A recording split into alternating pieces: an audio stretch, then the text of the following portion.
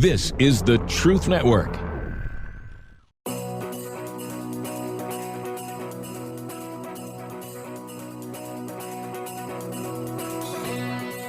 Welcome to If Not For God, stories of hopelessness that turn to hope. Here is your host, Mike Zwick. All right. If Not For God with Mike Zwick, we have a very special guest, Mark Walker. And Congressman Mark Walker, he is running for one of the spots in the Senate.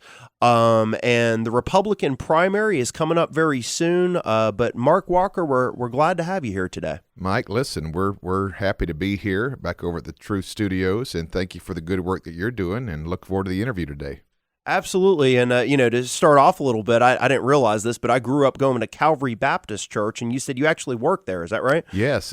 I really cut my teeth as a young pastor there working with Dr. Gary Chapman. In fact, I love Gary and Carolyn. There have been many times, even in Congress, that I would get a text from Carolyn Chapman. She's a riot, but I love those people, and so blessed to be able to have a launching pad serving as a pastor for 16 years, starting out of Calvary Baptist Church here in Winston-Salem. Here in Winston, a local guy. So, no, you were in the ministry. God had called you into the ministry, and then you felt the Lord was leading you into politics. Is that right? Yes. It's exactly as much as I was called. I came to Winston-Salem in 1991, had $600 in my pocket, started working in business and finance, met my wife. I actually got lost looking for another church one Sunday morning and pulled into one church and saw this blonde sitting on the second row. I don't remember what her daddy was preaching about that Sunday, but I acted like I did afterwards. We've been married 30 years, but yes, after about 6 years, I felt like God was calling us into ministry, something I swore I would never do, being a Baptist preacher's kid myself, right? Served 16 years, but about 8.5, 9 years ago, I felt just as strong of a call that I did leaving the ministry, or the business road of the ministry, as I did from ministry going into the political arena, and served 6 years there in the U.S. House. You served 6 years in the U.S. House. So what was your first step? Did you win your first race that you ever? Yes, we did. And it was interesting because we were completely ignorant of the process. I didn't know anybody in Raleigh, much less Washington, D.C. I didn't know about the donor class. I didn't know any of this, D.C. PAC, special interest, and we simply made a promise that we were going to win the Republican nomination without taking a single dollar from any special interest group. And not that they were lining up offering for some guy who had never had any political experience, but we were able to do that. And one of the neat things is when we arrived into Washington, D.C., of course, nobody knew who we were, but we didn't owe anybody anything except the very people that had sent us there. And it allowed us to fast track. In fact, we became the first, end of our freshman term, the first freshman ever to win the chairmanship of the largest caucus. And one of the reasons that we were able to do that and then lead the House repealing Obamacare and defunding Planned Parenthood is because we were independent of any of those restraints arriving there in the U.S. House.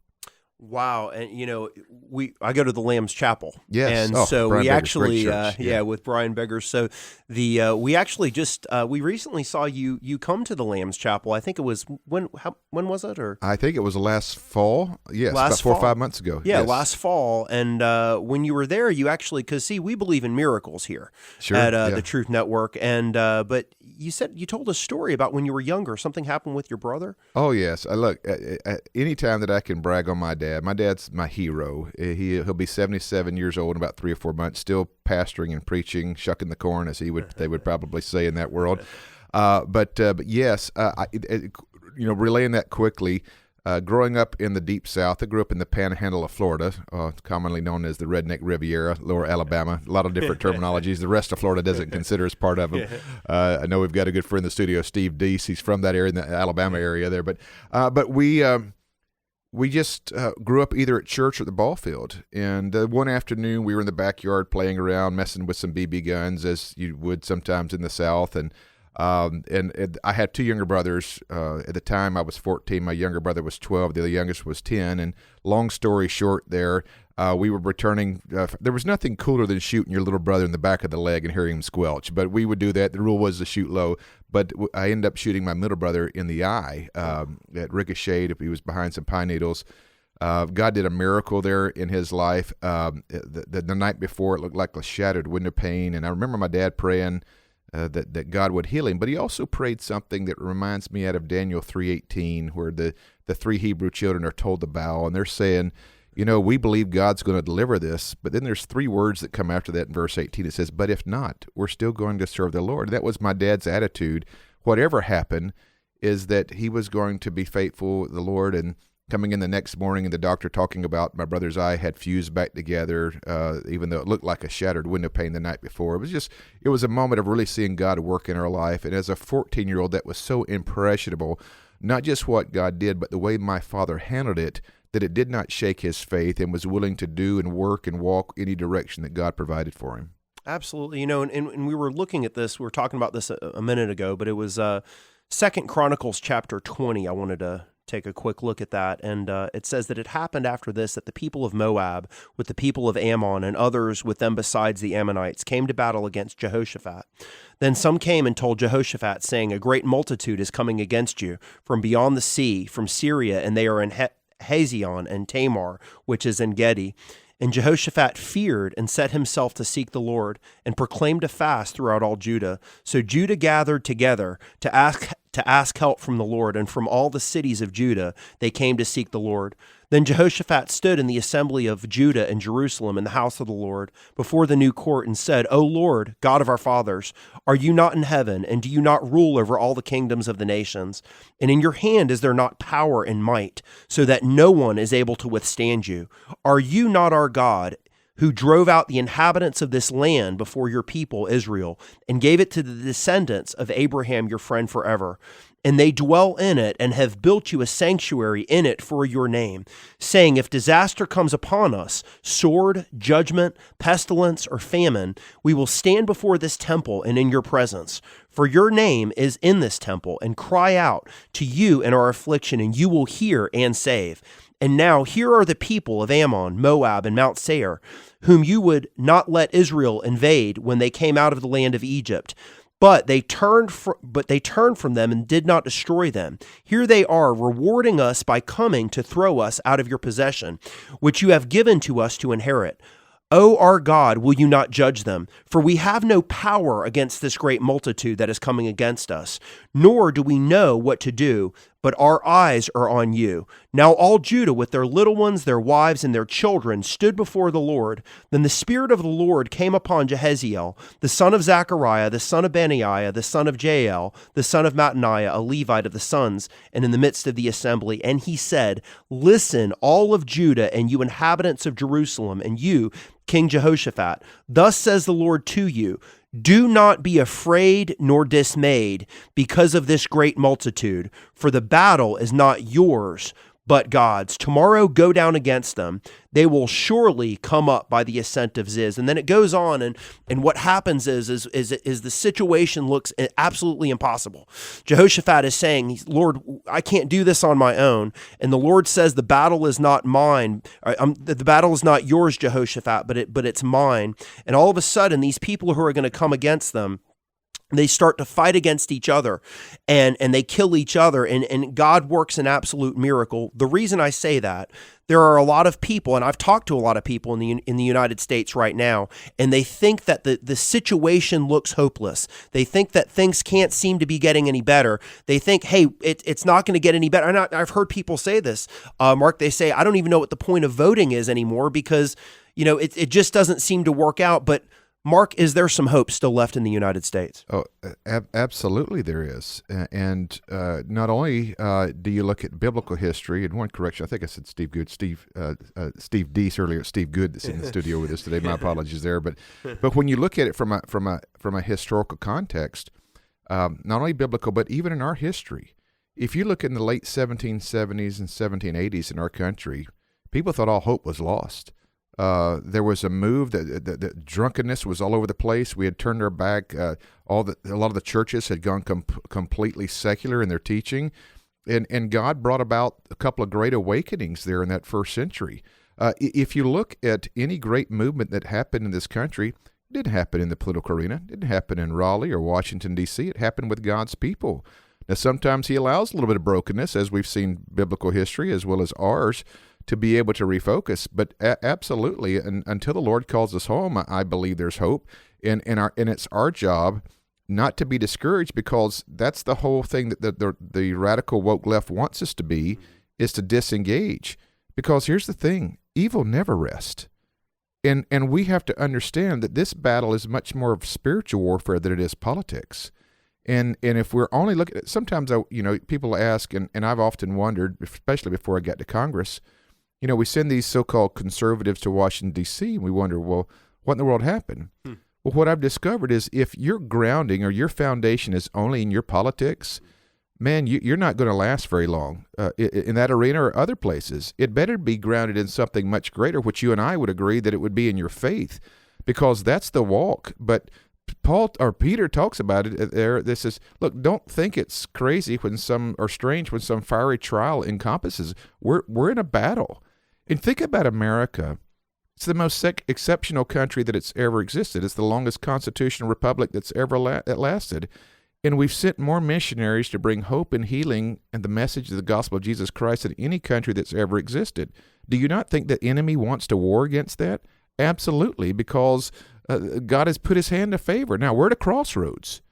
The founding fathers wanted a system where the checks and balances would be from the people, not from the government. And right now there's a battle who will be leading those checks and balances.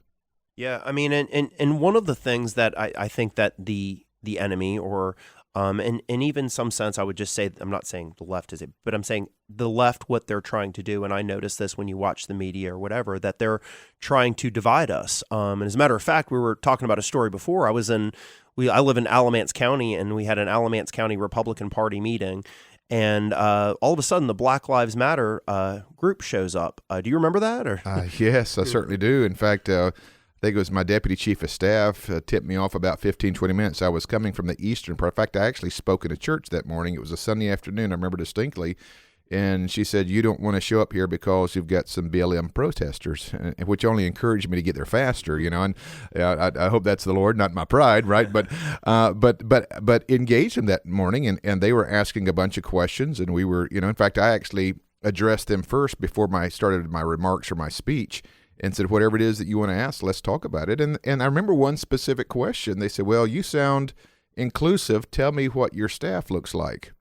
And after I named about 5 or 6 of wonderful people, minorities that work full-time on our staff, I remember saying this, look, I didn't hire these wonderful people because they were black and brown. I hired them because they were the best. Yeah. I just looked in more places. And I think sometimes we run from the challenge of the narrative that's on this progressive woke ideology as opposed to kind of dealing with it head on. We shouldn't be intimidated. We have the truth on our side. And no, do I think approach is important sometimes? Yes, we as believers, we've got to be careful that it's not condescending or getting in somebody's faith, but the truth is the truth. We want to share it in love. But instead of running from those opportunities, we should run toward those opportunities to be able to share what it is that we believe, whether we're talking in the faith context or whether we're talking about hope and prosperity and individualism versus collectivism, and however deep you want to go in the political arena. We have the history on our side that shows limited government, putting the power in the hands of the people, has given this country success. Let's go talk about it. Yeah, sure. And matter of fact, you said there were some firsts for you, speaking of minorities, at historically black college, and there were... Yeah, I would be remiss or disingenuous if I said that when I arrived in Congress that I knew this would kind of be our path. Yeah. But we are, on the one side, we're rated the #1 America First, ranked #1 of all candidates. We're the highest rated conservative ever to serve in the top 4 leadership. Yet at the same time, God began to... Maybe it's my background as a pastor working in the inner cities of places like Cleveland, New York, and Baltimore. Once you see the brokenness and the poverty and the crime and some of the families that have just been decimated, it doesn't leave you. So God opened up the doors for us to be able to go to places that maybe Republicans haven't gone. I think we're the only Republican out of 2 million, or certainly elected Republicans in North Carolina, that has been offered and gave the commencement speech at one of our historical black college or university. We're the only Republican that won the United Negro College President's Award. And I remember that ceremony, and they, in presenting the award, they said from the stage area, they said, we don't agree necessarily with your politics, but you always show up. And I think that's part of the problem, specifically with conservatives, is we just don't show up anymore. And we just assume, because here's the problem. When you're dealing with communities from all backgrounds, we have access, or we have streams or influencers or people in our life that share truth with us. Sometimes these communities, if you look at the sources of information, whether it's the arts and entertainment, the politics, even our education system, sometimes certain communities are not exposed to the same background that we have. So part of my job is let's go share what it is that we believe. And I thoroughly enjoy it. In fact, I could almost make the case it's the basis of why I'm running for the U.S. Senate, is because we want to make sure that every boy and girl knows that their rights do not come from their federal government. They come from God, their creator. Absolutely. And so speaking of the primary, when can people start to vote? Yeah, April 28th is when early voting. I guess you can request an absentee ballot before then.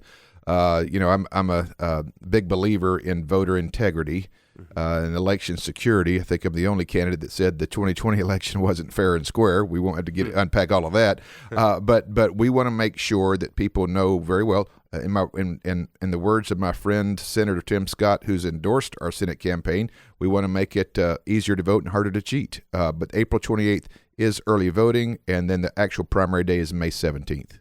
Awesome. Matter of fact, I think I recently saw you on the stage with our current lieutenant governor. Yes, Lieutenant Governor Mark Robinson and I, we've become just great friends. I guess the backstory, and we've got another Greensboro guy in the room, as I said, Steve earlier, is 4 years ago, I actually shared his video of him addressing the city council talking about the Second Amendment. Well, the next morning, I just happened to check Facebook. Well, it's 100,000 views or more, and you're just watching the ticker. And it wasn't long. Fox News called me because I do some Fox News appearance, and they said, "Yeah, do you know this Mark Robinson guy?" Well, yeah. Can you give us his phone number? And we did, and just kaboom! I mean, it's just like this guy exploded on the scene as a truth warrior, and is not intimidated by the left at all. But he and I, we've probably done 20 to 25 events together just this year. I kind of tease him. I feel like I'm the opening act to Mark Robinson, because I usually do the introduction or talk a little bit about, and then hand it over to the big guy, and he takes it home from there. Yeah, I'm sure he loves to have you too. But there was also there was a sit-in in Greensboro. Yeah. And I believe you have a promotional video. I believe one of those gentlemen was in the video with you. Is that right? Yeah. So it goes back to what we were talking about earlier.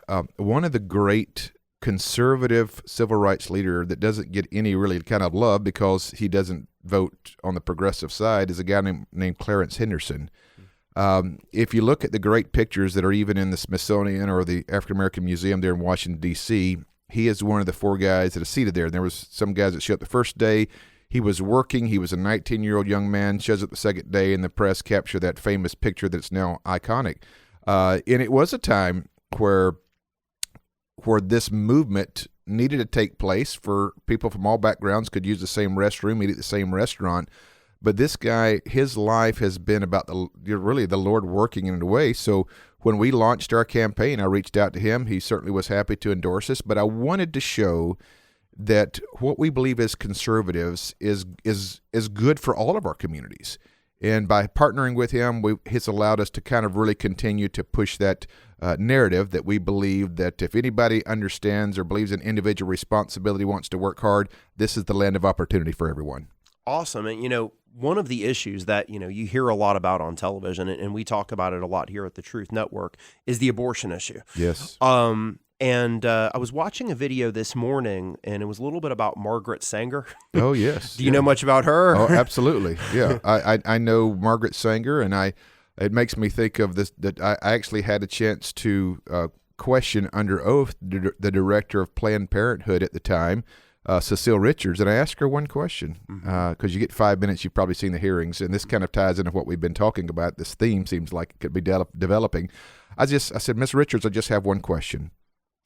Does it bother you that there are more African-American babies aborted in New York State than actually born? Ms. Richards, I just want to know if it bothers you. She had no answer, looking through her notes, trying to come up with something there, because the truth is it doesn't. And all the way back to Margaret Sanger, which was about eugenics. It was about purging different races. Probably one of the leading white supremacists of her day that actually started Planned Parenthood. And there's a lot of people, and this is probably where you're going, that don't even realize how Planned Parenthood, that the original goal of Margaret Sanger and who she was. And of course, that it carries on today because I was just talking with a friend of mine. When you have the African American population, which represents about 13%, yet about 40% of the abortions are from one specific minority, you have to wonder, does Margaret Sanger was her original goal being manifested? I know that's a harsh way to look at this, but that's the reality of it, and it should break all of our hearts. Yeah, it should. And I was watching something that said I believe there were 42 million abortions last year around the world, and it's just we always hear about things like human trafficking, sex trafficking, which is awful. But a lot of people say that abortion is something that's legal and it's happening right in front of our faces, and there doesn't seem to be a lot that's happening with it, but there are a lot of people who are praying. We actually were involved with a ministry called Love Life, yes. Where we go out and we pray outside of the abortion clinics every Saturday. And I remember one Saturday I was there, and I was praying, and I said, I want to pray, Lord, right now that somebody walks out of the abortion clinic and changes their mind. And I found out later on, they said at that moment when we were praying, a lady walked out and decided to change her mind. So, but when I think about this, I was actually driving. I was going to Pelham, North Carolina yesterday, and my GPS actually was taking me to Siler City. But I realized that I was about halfway, that I was going the wrong way. So obviously I put the other address in the GPS and I turned around. So I guess if there's some people who are listening today and they say, well, maybe I'm hearing some things, and I may not have been conservative before, but I'm hearing some things that seem to be making sense, Mark and Mike, that, do I need to do a turnaround, or does it mean that something's wrong with me, or does it mean I'm just learning the truth? So what do you think? Well, we're living in a day and age in a culture where an ideology that's anti-God has really been implemented into our arenas, and we've seen that in all the different entities. But specifically in this area, I want to put some hope to it. Let me phrase it this way: the darkest night that ever spent in Congress was when we were battling over legislation. We had introduced some legislation that simply said this, that if a baby somehow miraculously survives a botched abortion, the provider is then required by law to sustain the baby's life. Yeah. And I don't want to be too partisan this morning, but in the night, only 3 Democrats voted that a baby should be allowed to live. Now, to me, that wasn't even a pro-choice or pro-life. This was a baby that was being born. Right. I went back to my office that night about 11 o'clock, opened the top drawer, wrote out 3 thank you cards to those 3 Democrats because I knew what would happen. All 3 were primary, 2 were taken out. The only one left, the only pro-life Democrat left in Congress, Henry Cuellar, Hispanic believer there in San Antonio, Texas. That's the problem that we have. But let me tell you about the hope part, right? Is that some of the state legislatures, Texas has a heartbeat law. I think personally the best law that's written is one that's coming out of Mississippi, that we believe the Supreme Court, for the first time in about a generation, or our lifetime, no, your lifetime, I'm a little older than you are, is going to be heard, going to be taken up, that we may make the first major battle against Roe versus Wade, and it's because God's people refuse to back away from this battle. They have stayed engaged, and to see the amount of young people on the mall, these national right to lives, that have refused to go silently into the night, to be able to speak for those that cannot speak for themselves, I think we're going to see this battle won. Absolutely. And matter of fact, it says in the book of James, it's James 2, starting in verse 14, it says, "What does it profit, my brethren, if someone says that he has faith, but does not have works?" And so it talks about living out our faith through our works. But I'm sure there's some people who are listening today and they say, well, this is great. They say, and I want to do something. I want to get involved. How could they get involved with you or your campaign, Mark? Sure. Well, thanks for asking. The first thing, I think, just praying for our country. You referenced James. I'll go over a couple chapters to James 5:17, where it says, "The effectual, passionate, fervent prayer of a righteous man avails or changes much." There are times in our country where this country has gone to its knees collectively in prayer. And I think even just 20 years ago, after 9/11, how we came together to seek God's guidance. We're farther apart as a country right now than we were 20 years ago. And I think God's people praying and seeking God's guidance is number one. Specifically for us, people can, it's this is in God's hands, and not to be flippant about it, but people can look us up. They can follow us on social media at Rep Mark Walker. Our website is walker4nc.com, or if they want a direct text, they can text my last name, Walker, to 27101, and that will provide them any information they need as we continue to move forward in this U.S. Senate race. That is awesome, and friends, I hope you do get involved. I've met a lot of people who have said, oh well, something maybe went awry in 2020 and things are, but we have to do everything that we can. I heard a story years ago. It was about Napoleon Bonaparte and there was a battle, and in the middle of the battle, he realized that his troops were losing. Yes, and so he actually sent a message down to the bugler. He said to blow the bugle for retreat. And about 10 minutes went by and nothing happened. And so he said, send him again. Tell him to blow the bugle for retreat. And they didn't do it. Finally, Napoleon said, I'm going to go down there myself and tell this kid to blow the bugle to retreat. And so he goes down and he talks to this kid and he says, blow the bugle for retreat. And he said, Napoleon, you never taught me how to blow the bugle for retreat. And Napoleon said, I didn't. And he says, no. He says, well, then blow the bugle to charge. And they charged that day and they won. And so one of the things that, when I read the Bible, one of the things that Jesus never said is Jesus never taught us to retreat. And so in the closing words, Mark Walker, we're glad to have you on, but what's the final thing that you'd like to tell people before we leave? The final thing, and I love that story about Napoleon, but I would go to Galatians 6:9. It kind of puts it in perspective when Paul says, don't grow weary in well-doing, for in due season you will reap if you don't faint. The enemy wants us to faint. The enemy wants us to quit. And look, I'm not saying that our hope is in politics, but there is a reason that God raised up people 250, 270 years ago that were willing to engage the battle. Everybody from the Black Robe Regiment to people like Roger Williams and William Bradford who worked in the political arena and pastored on Sundays. We have a responsibility to engage the culture, to engage in the public square, the public arena. And for people that are listening today, to you and me, Mike, I would certainly to tell them, be informed, understand the issues, don't be careful chasing the shiny objects, because this country's at a crossroads. And the less that we engage, the more that evil has a chance to permeate our culture. And I hope that everybody will understand, obviously, pursue a godly and holy path, but be involved in the political arena to know what's going on. I think it's very important for all of us. Absolutely, and the website is walker4nc.com. You can check them out on Facebook. And friends, I hope you get involved this year because this is a very, very important election. So absolutely. Thank you. Thanks, Mike. All right. God bless you. Thanks a lot. I thought you did great.